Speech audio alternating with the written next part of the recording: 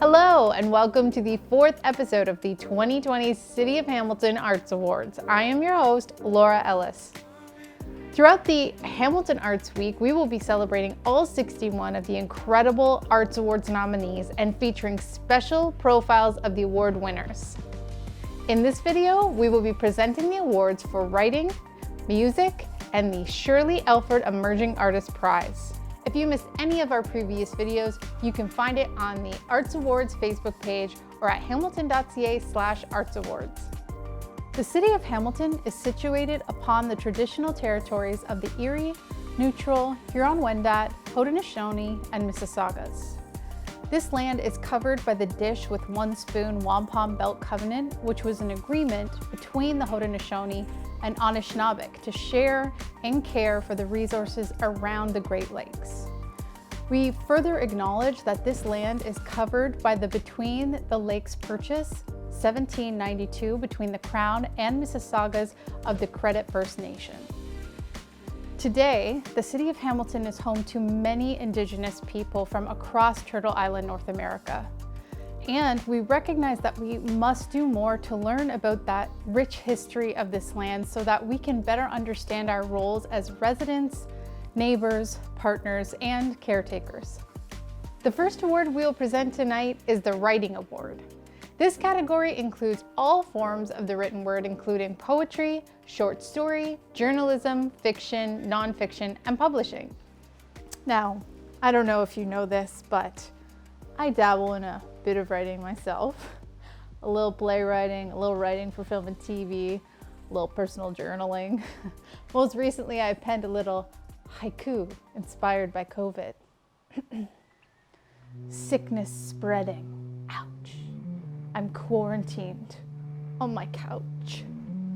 Delivery, please.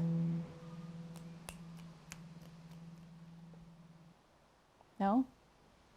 Okay, no, that's cool.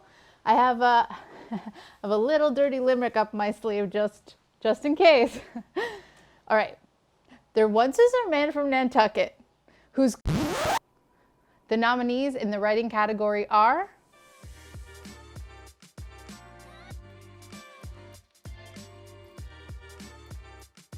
Writing.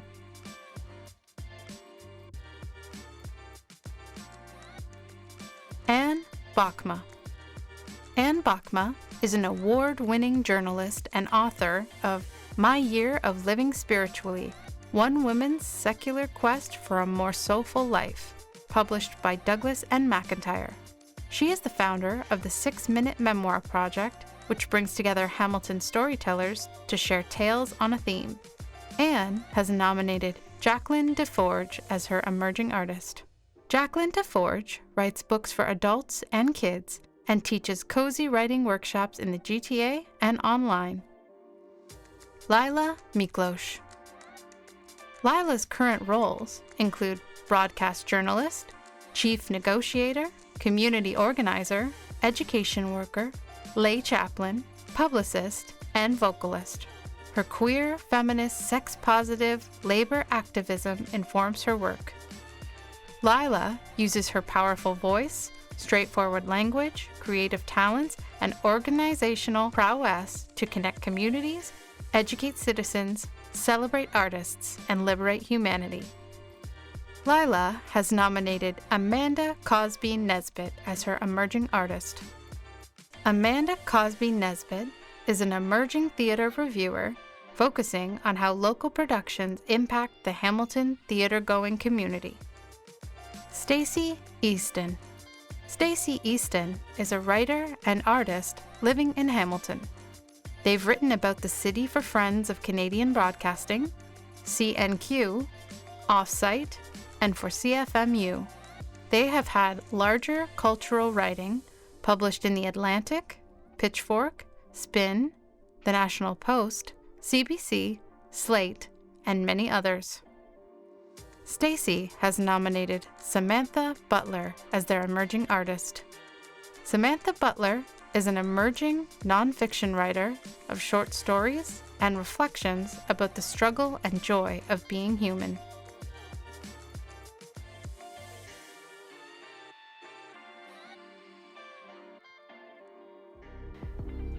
And the recipient of this year's Hamilton Arts Awards for writing goes to Anne Bokma with Jacqueline DeForge as her emerging artist.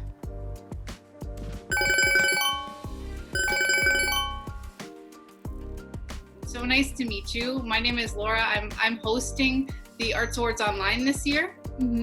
Also So- nice to meet you too. Yeah, and you're both nominated for writing, right? Yep. That's awesome. And I know I'm familiar with some of your work, Anne, and I know you just launched, you had a book as well that you launched. And so I'm really excited to be able to talk to a lot of the nominees for the Arts Awards this year. But what's more exciting for me is I get to talk to like the winners. So like you guys totally won. Well, that is nice to hear. Ellie, is that true? Oh, wow. It's true. Yeah. Wonderful. We kind of are, we're kind of a Zoom surprise telling everybody, but I'm really glad I get to be the ones to tell you guys. Yay! That's wonderful. Yay. And you know, Jacqueline and I don't know each other that well. I took an afternoon writing workshop in her home, and I get her newsletter. And I have seen her at the Short Works Prize, read some amazing work, and you know, such an amazing writer and a unique person who's contributing a lot to the city already. So I really love the thank structure. I really love the structure of this awards that you know, two people are recognized. I just think it's wonderful. Yeah, it's really great to see people mentoring other people or bringing others up with them. And I'm so glad we got to like celebrate and congratulate two powerhouse women in writing. So congratulations to both of you. Yay. Hi everyone. I want to say thank you to the City of Hamilton for this great honor in awarding me the City of Hamilton Arts Award in the category of writing. I am truly touched. I want to thank the city and my judging peers and the writing community and all the nominees and folks who were part of this terrific event, and also the emerging writer in my category, Jacqueline DeForge, who's a wonderful writer, and I was pleased to nominate her in turn. I've always wanted to be a writer from the time I can remember. When I was 12, my mom bought me a Smith Corona typewriter, and I used to pound away on that, and I had my first published piece in the high school yearbook in grade 9. It was kind of a corny poem. But in grade 11, I wasn't a very good high school student, and in grade 11, my English teacher suggested that I consider going into journalism. So thank you, Mr. Bauer, for that great advice. I think it's served me well in life. When I was 20 years old, I got my first job in the city of Hamilton working as a cub reporter at the Dundas Star-Journal and made lifelong friends there. I still remember my very first assignment was to go to St. Joseph's Villa and take photos there, and there was an elderly nun playing bingo, and I wrote my first photo caption, which was, "It's habit forming." I thought I was so clever, but I couldn't believe that somebody was actually paying me to do this job, and I still feel like that sometimes. After working in Hamilton on newspapers and as editor of Hamilton This Month, I had a magazine career in Toronto for about 20 years where I got to work on business and professional magazines and really learn the ropes, and worked with a fabulous team of people who again are lifelong friends. It's really the people that you meet along the way who make your career rewarding. And in my mid-30s, I had children, started having kids. I have 2 grown daughters now, and I wanted to be home with them. So I started a freelance writing business, and again, that's been really rewarding. I've been able to write for many of Canada's top magazines and newspapers, writing all kinds of fascinating stories and learning along the way. And it's really been a privilege to interview hundreds of people and to try to tell their stories the best way that I can. Last year was a really exciting year for me because I published my first book, My Year of Living Spiritually, One Woman's Secular Quest for a More Soulful Life. And I got to experiment with 24 different spiritual practices, everything from going on a pilgrimage to Henry David Thoreau's Walden Pond, to forest therapy, going to the Women's March in Washington, learning to read tarot. I went to a witch camp. I embraced solitude by living in a treehouse for a few days. And I even tried magic mushrooms for the first time. And every day I wrote down something I was grateful for. It was a really adventurous, exciting year, and I was thrilled to be able to write about those experiences.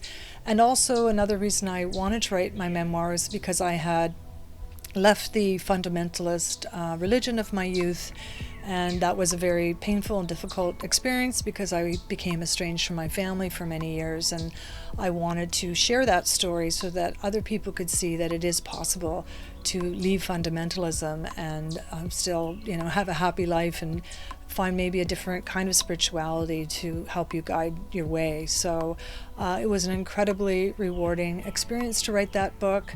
I was privileged to be able to talk about it in the media and to go to literary festivals and libraries and bookstores and talk to women's groups, book clubs. I'm doing a lot of Zoom book clubs now, and it's really gratifying to see that people relate to some things in my book and that they're curious about trying some of these practices for themselves. I will tell you that writing a memoir is an exercise filled with self-doubt.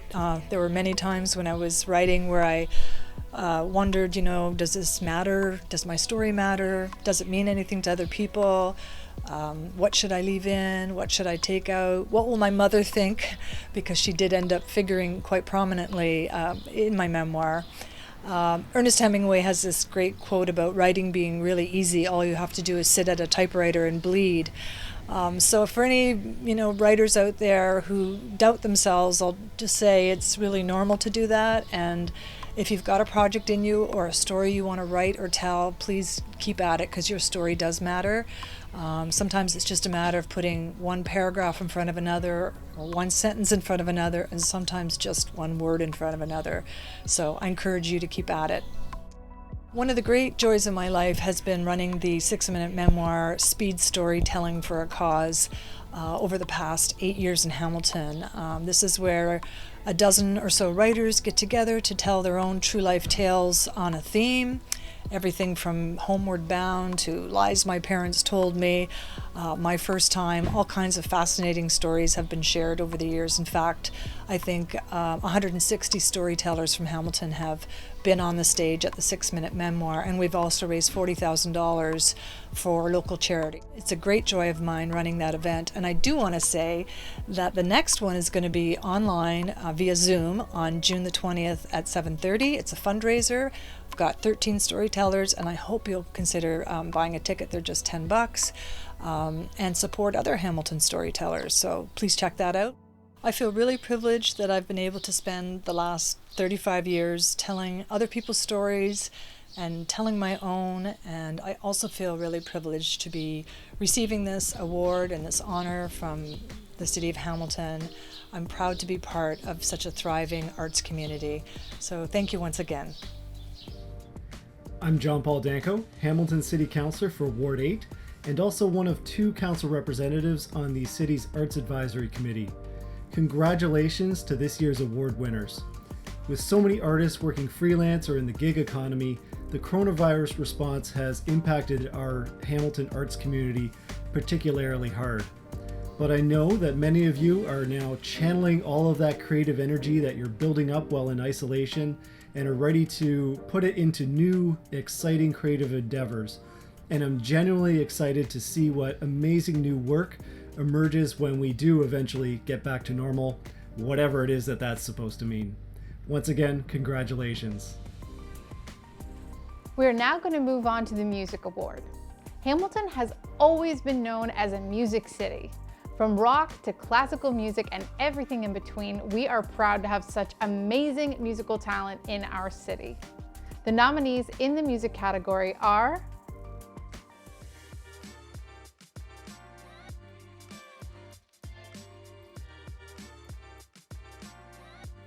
Music. Pip. Pip is a noted artist in the community, creating unique art pop with world and jazz overtones. He lived abroad for years in Thailand, Laos, Korea, and several European countries. Now a proud East Ender, Pip plays festivals, events, venues, and house gigs.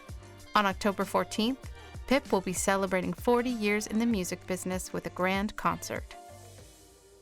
Pip has nominated Aisha Barrow as his emerging artist. Aisha Barrow is an emerging singer, songwriter, and performer with works primarily in the genres of R&B and pop. Abigail Richardson Schulte. Abigail Richardson Schulte is an international award-winning composer. She has been composer in residence for the Hamilton Philharmonic Orchestra since 2012 and frequently hosts presentations and education workshops across the region. Her most famous work, The Hockey Sweater, has been performed over 150 times by orchestras across Canada and France. Abigail has nominated Liam Ritz as her emerging artist. Liam Ritz is an emerging composer who works in the field of chamber and orchestral concert music.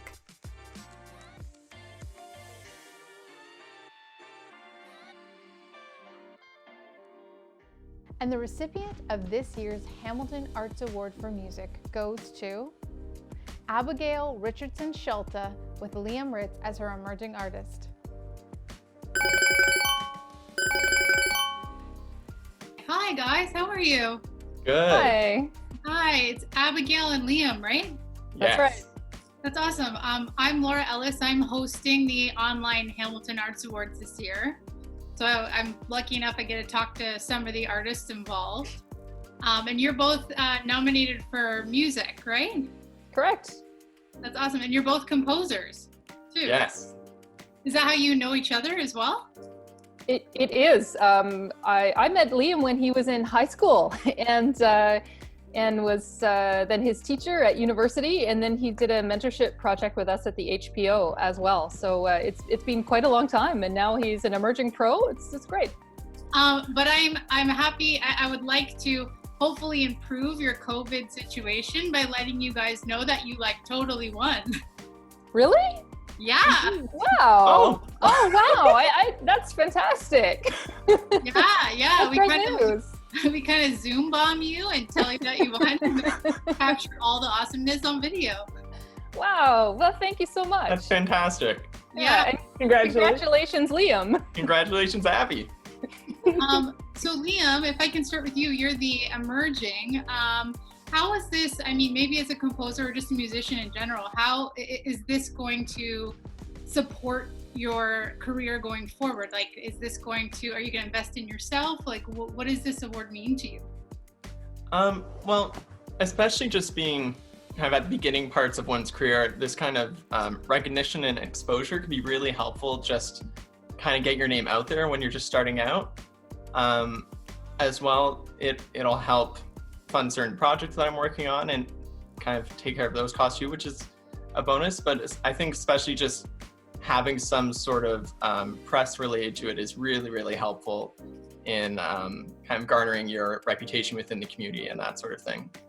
Well, honestly, it's just really nice to be recognized in my own community. I've won some awards before, but never in Hamilton. And since 2012, I've been composer in residence with the Hamilton Philharmonic Orchestra, and I do so much in the community. And so I feel like a lot of what I do is just sharing the love and the joy of classical music and of the composers of our time. Hello, my name is Abigail Richardson Schulte, and I have been nominated for a City of Hamilton Arts Award in the category of music. I'm a composer, and I've been composer in residence for the Hamilton Philharmonic Orchestra since 2012. Well, last year the HPO recorded a work of mine, The Hockey Sweater, based on the famous Canadian story by Roch Carrier about the little boy who gets the wrong hockey jersey in the mail, meaning the Toronto Maple Leafs jersey. Well, this piece is 20 minutes and for orchestra, but we're going to play a few excerpts for you today. You can find the recording online on iTunes, or the CD is available at the Canadian Music Centre. This is my husband, Michael Schulte. He is a concert violinist and he is artistic director of Chamber Music Hamilton. All right, so to start us off today, we're going to start with some old-fashioned country fiddling music to take us back in time to the 1940s and to rural Quebec.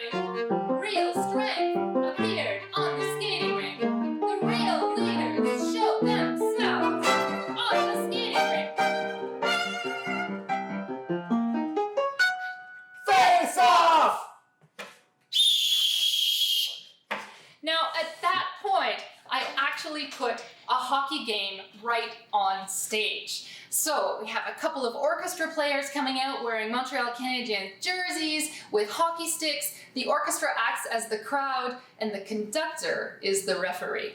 All right, here's the next clip. I remember very well the winter of 1946. We all wore the same uniform as Maurice Richard.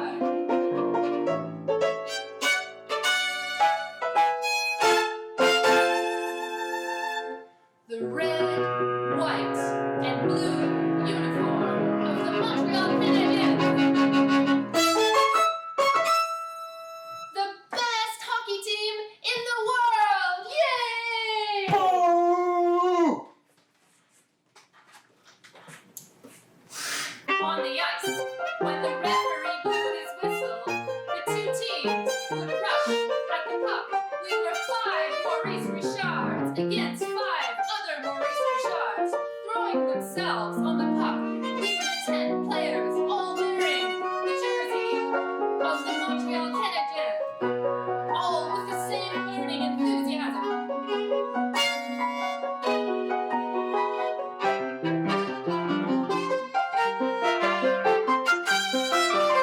We all wore the famous number 9 on our backs.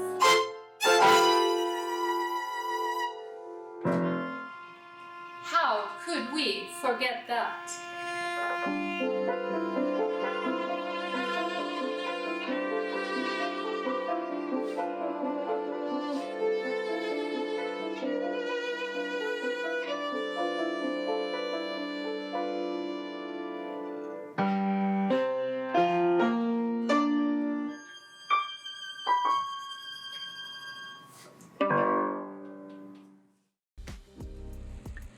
Hello everyone, I'm Brenda Johnson. I'm the City of Hamilton's Ward 11 Councillor, which is Glanbrook. As you can see, we're all working from home, and I just wanted to wish congratulations to all the nominees and the 20 established and emerging artists that will receive awards as part of the 2020 Arts Award Program. I know things are changed today and things are different, but we will get through this together. All the best. And again, congratulations from everyone on behalf of Ward 11. Thank you. Our final award presentation of the night is the Shirley Elford Emerging Artist Prize in Arts, Education, and Community Arts. This is the third year presenting this prize, and we are grateful to the Shirley M. Elford Artists Fund at the Hamilton Community Foundation for the opportunity. The award is presented in memory of the late Shirley Elford, a Hamilton artist celebrated for her excellence in glass art and her work giving back to the local arts community and community at large. The Shirley Elford Emerging Artist Prize is intended to recognize artistic excellence, help support the winning artist in furthering their practice, and provide opportunities to promote and showcase their work. 4 emerging artists who have been practicing professionally for 5 years or less were nominated for this award. The nominees are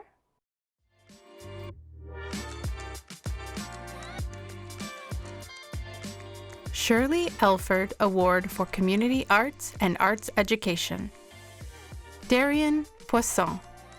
Darian Poisson is an artist and illustrator based out of Hamilton, Ontario.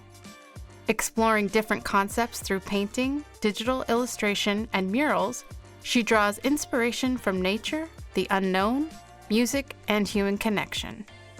Darian aims to work with fellow artists to open communities to the idea that art brings people together. Jasmine Glaw. Jasmine Glaw is a self-taught Indigenous artist and advocate of the Algonquins of Pikwak-Anagon, First Nation and German descent. As a visual artist and maker, Jasmine's work in wearable designs uses beadwork and natural materials. Major themes of her work are traditional knowledge, as well as identity and belonging. Josh Kellett. Josh Kellett is an artist from Hamilton, Ontario, experimenting with aerosol, acrylic, and digital arts. His body of work offers warm, soothing color combinations and funky patterns squeezed through a pop psychedelic filter. Working closely with counterparts in Clear Eyes Collective, Josh aims to beautify the cityscape through painting colorful murals. Pamela Gardner. Pamela Gardner reaches for the sky, literally building strength of steel with ever-expanding evolution, growing from acrobat to actor, singer to songwriter, choreographer to coach. The founder of Steal the Sky Aerial Arts hands out juggling scarves and high fives celebrating opportunities and victories big and small.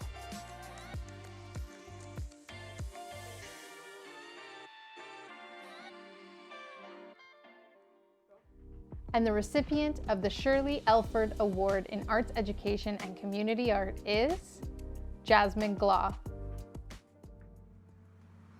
Kwekwe Anin, Jasmine Indigenous, Hamilton and Dunjaba. Hi everyone, my name is Jasmine and I am from Hamilton, Ontario. But Hamilton is also better known as the region that is covered by the Dish with One Spoon Wampum, an agreement between the Haudenosaunee and the Anishinaabeg to share and care for the land forever. And I'm here today to talk to you about my craft for the Shirley Elford Prize as a part of the City of Hamilton Arts Awards.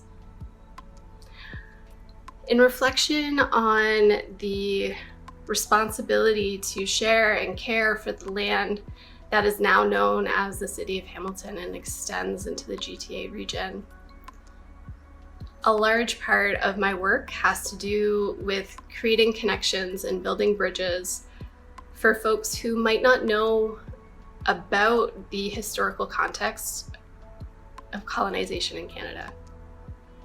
Through my community arts work, I strive to introduce folks to different types of literature and stories to help them gain a better sense of connection, understanding, and ability to apply teachings to their lives in order to flip the narrative and ensure that Indigenous voices are heard, our stories are heard. In terms of my work in community arts, over the past 2 years, I've been working in partnership with the Art Gallery of Hamilton to produce Bead and Reads. As a part of this program, we bring together a group of people who are interested in learning to bead and also interested in reading as a group.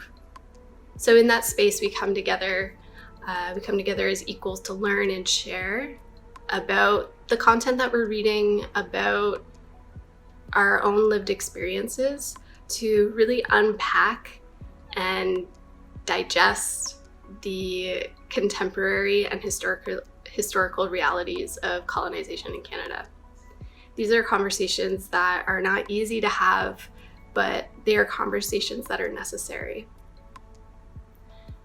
The reason that I enjoy facilitating beat and reads in this way is the power that comes with bringing people together in sharing similar experiences through reading stories, through consuming stories. And as a part of my traditions, storytelling has been something very prominent in my life. Books have been very prominent in my life, so it's a natural fit for me to be able to bring books and beadwork together in order to have those uncomfortable conversations. In terms of my own craft, I create wearable artwork such as accessories, regalia, and other pieces of clothing. I'm a big fan of using natural materials from the earth, such as quills, dentalium shells, different types of things that can be found and gifted to us from Creator. And in terms of contemporary materials, I use a lot of seed beads, delicate beads, and the like.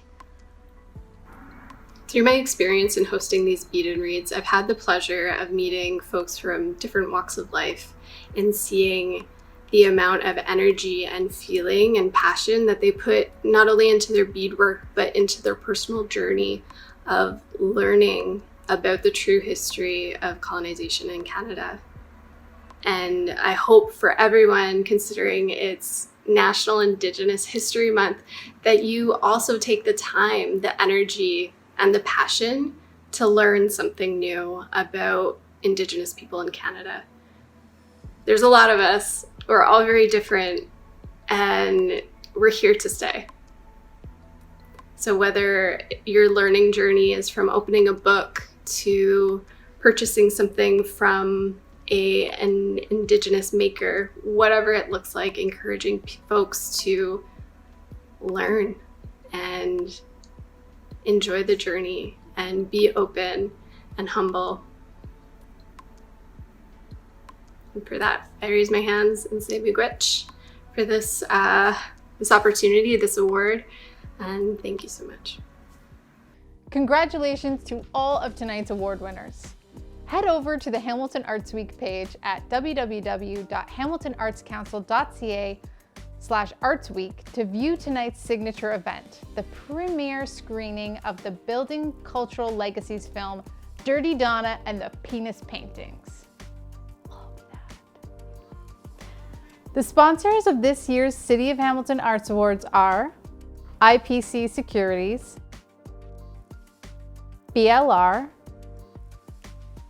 Core Urban Inc., DPAI, the Insight Foundation, and the Hamilton Community Foundation, with in-kind support from Hamilton Spectator, Banco Media, and View Magazine.